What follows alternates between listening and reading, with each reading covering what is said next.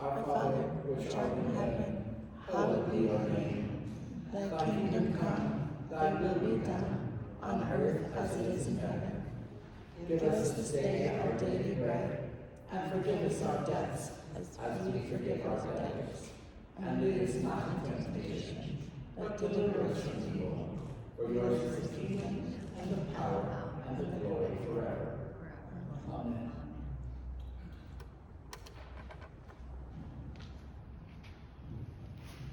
The scripture reading is from the book of Ruth, chapter 1, verse 11 through 18. But Naomi said, "Return home, my daughters. Why would you come with me? Am I going to have any more sons who could become your husbands? Return home, my daughters. I am too old to have another husband. Even if I thought there was still hope for me, even if I had a husband tonight and then gave birth to sons, would you wait until they grew up? Would you remain unmarried for them? No, my daughters. It is better for me than for you, because the Lord's hand has turned against me." As they wept aloud, then Orpah kissed her mother-in-law goodbye, but Ruth clung to her. "Look," Naomi said, "your sister-in-law is going back to her people and her gods. Go back with her." But Ruth replied, "Don't urge me to leave you or to turn back from you. Where you go, I will go. Where you stay, I will stay. Your people will be my people, and your God my God. Where you die, I will die, and there I will be buried. May the Lord deal with me, be it ever so severely, even if death separates you and me." When Naomi realized that Ruth was determined to go with her, she stopped urging her. May the Lord add his blessing to this reading. Thy word is a lamp unto my feet and a light unto my path.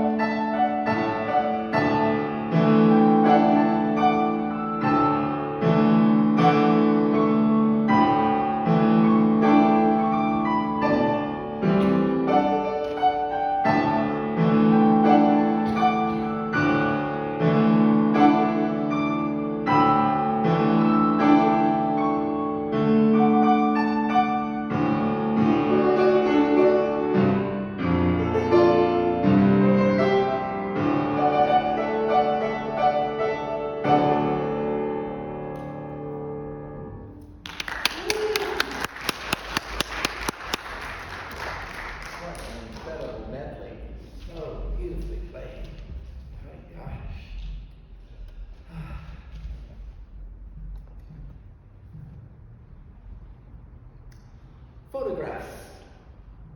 I could not believe the photographs that were in the box.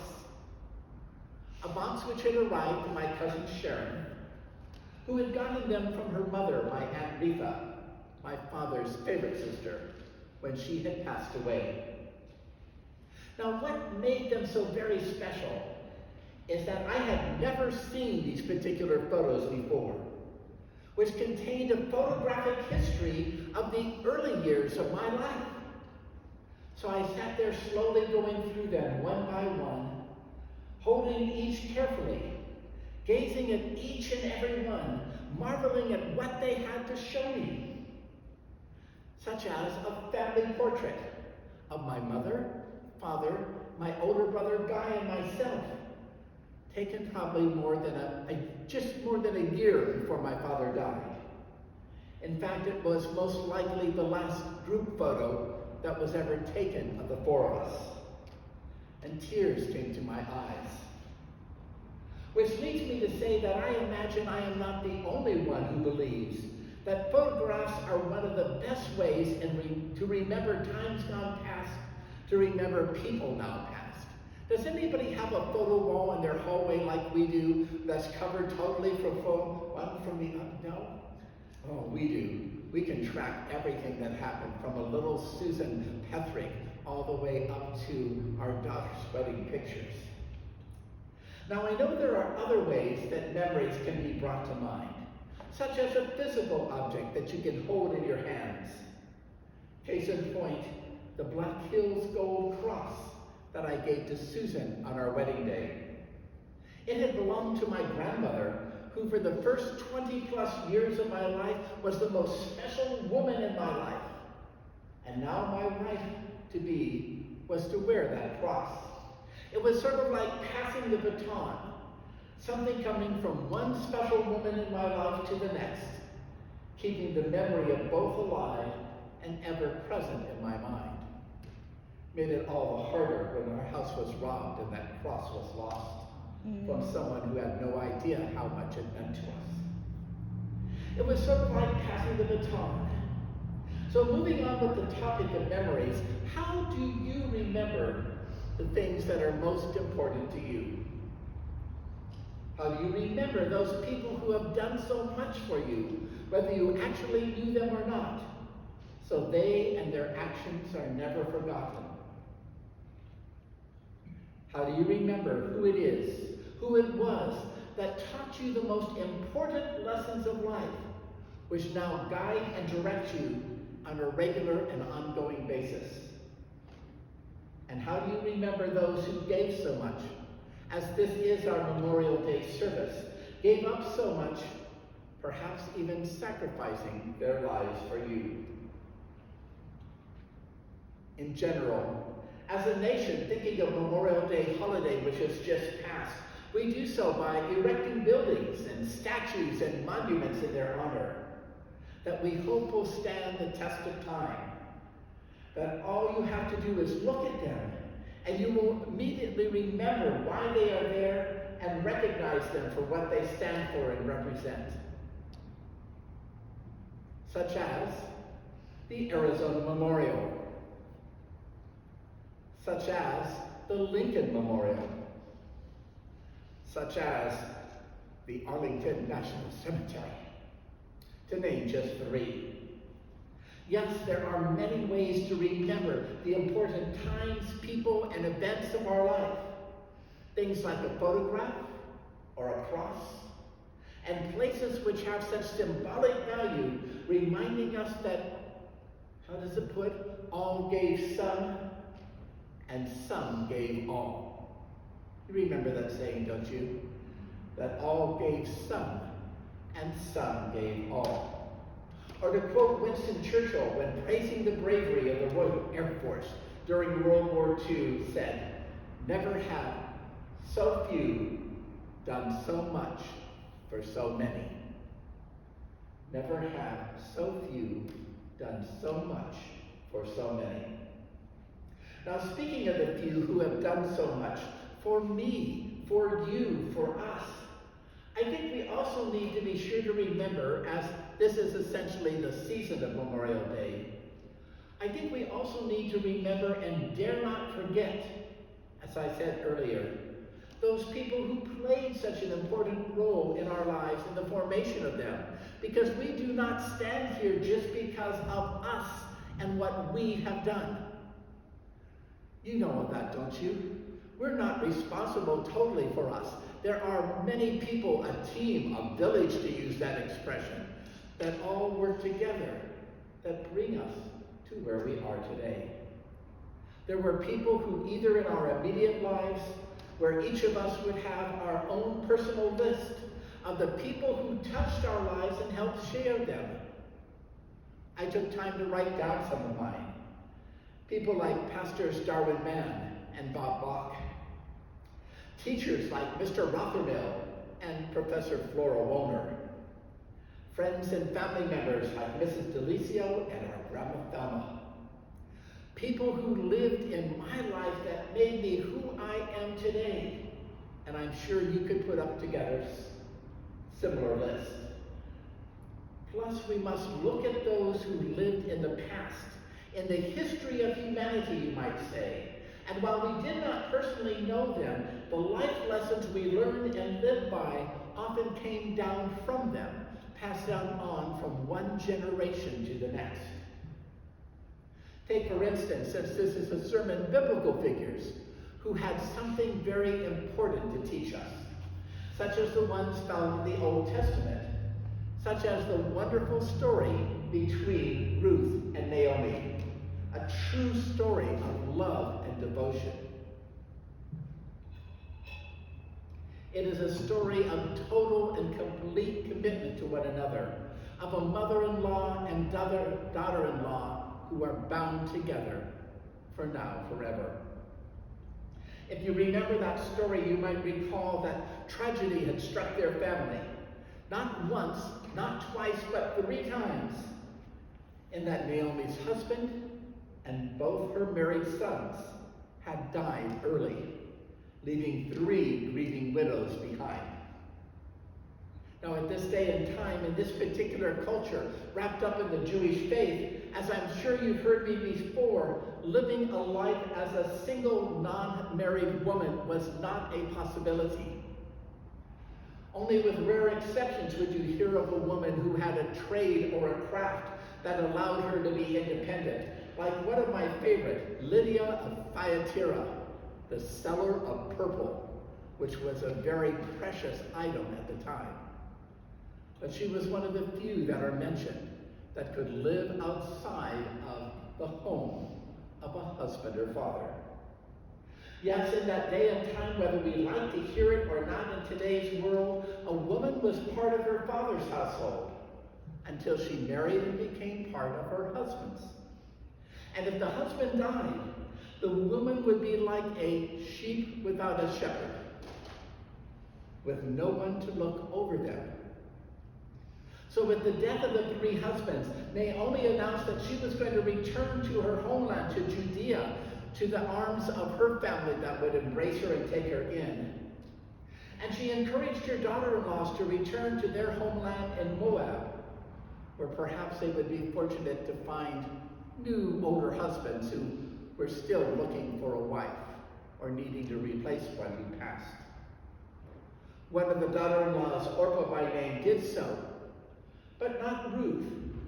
Ruth loved Naomi and would not abandon her, would not leave her alone, for they had formed a bond that went beyond their connection through their husbands. And so Ruth makes this proclamation to Naomi. It's an incredible pledge of loyalty and devotion, which is still in today's world. I could make a couple minor things and make it a great wedding vows. Don't you think when you hear it? Think about that, of one person to another. Because Ruth speaks from her heart and says this: "Do not urge me to leave you or to return from following you. For where you go, everyone, I will go. And where you lodge, I will lodge. Your people shall be my people, and your God, my God. Where you die, I will die, and there I will be buried. May the Lord do so to me and more also, if anything but death parts me from you." Now that is an example of commitment, of devotion, of loyalty that we can learn by. So yes, during this time following Memorial Day, I think it is essential for all of us to remember and to recognize. And if these people are still in our lives, you need to let them know. Pick up the phone, arrange a time together, do it personally, and let them know what they meant to you. If those people are still in our lives, tell them how important they have been in your lives and the role they have played in making us who we are. I don't care how embarrassing it is for them to hear it or for you to say so, but to have the chance while they are still here to tell them that. In fact, how many times have I heard when family members stand by the deathbed of a loved one and they say, there were so many things I wanted to tell them.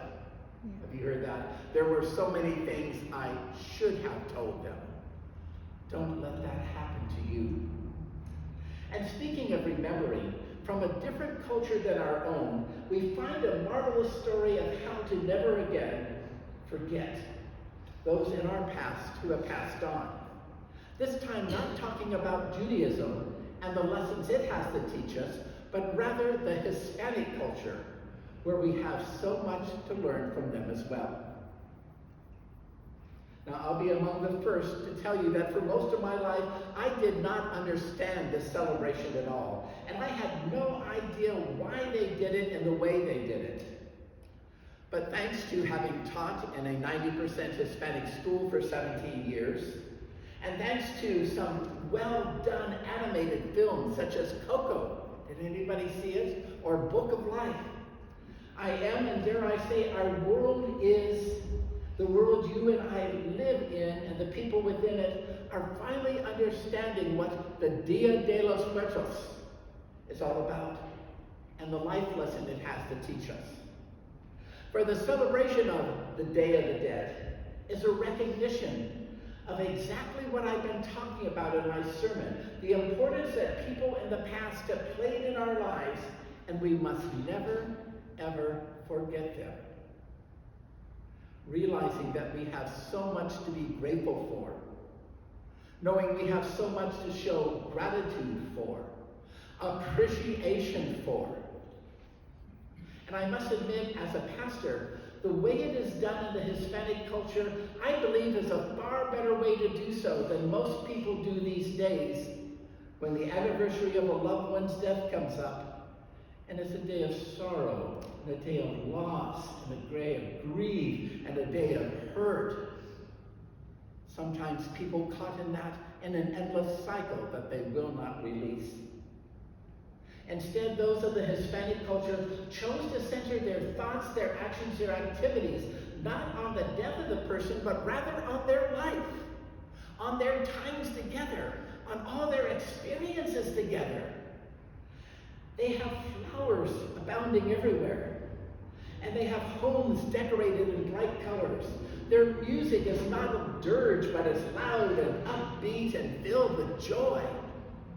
How many people have ever seen in the African American culture a funeral procession in the South? Have you seen those? Where they're going and they have the slow music as they go. And then what happens on the way back?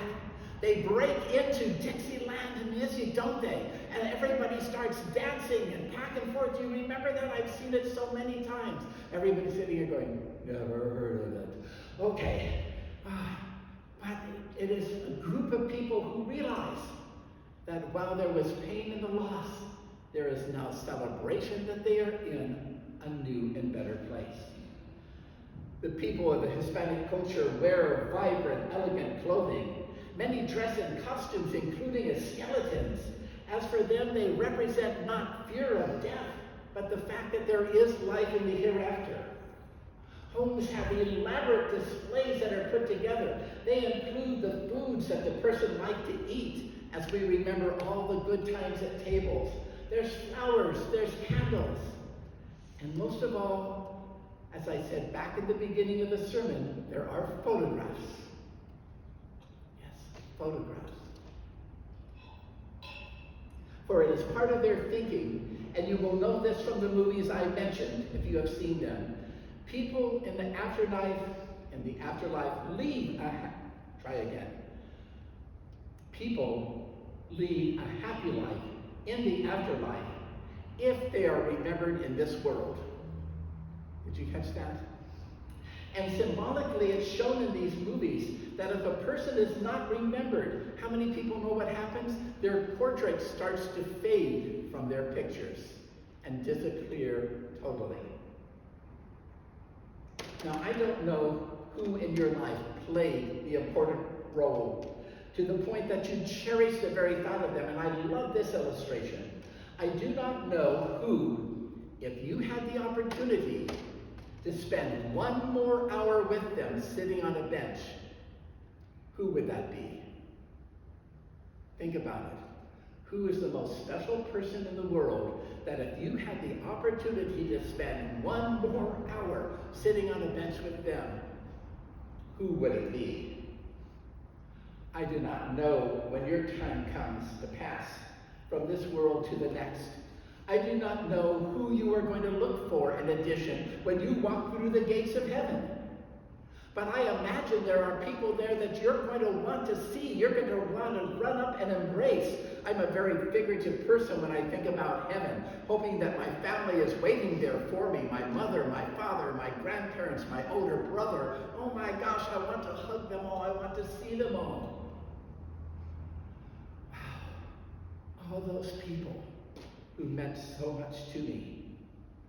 So who will you be looking for as you go through the gates? So at this time of year, and pardon me for bouncing back and forth between personal illustrations and Memorial Day ones, both are so important to bring up.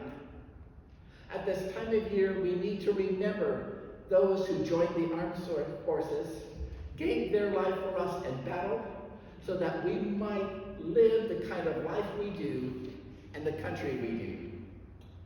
And let us be sure to do so, and give thanks for the sacrifice they were willing to make on our behalf.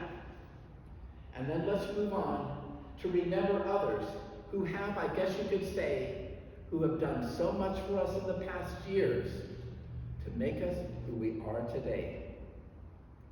And with that, I leave you with the thoughts to spend the rest of the day, perhaps the week, to think about who would you want to sit on that bench with? Who will you look forward to seeing when you pass through those gates?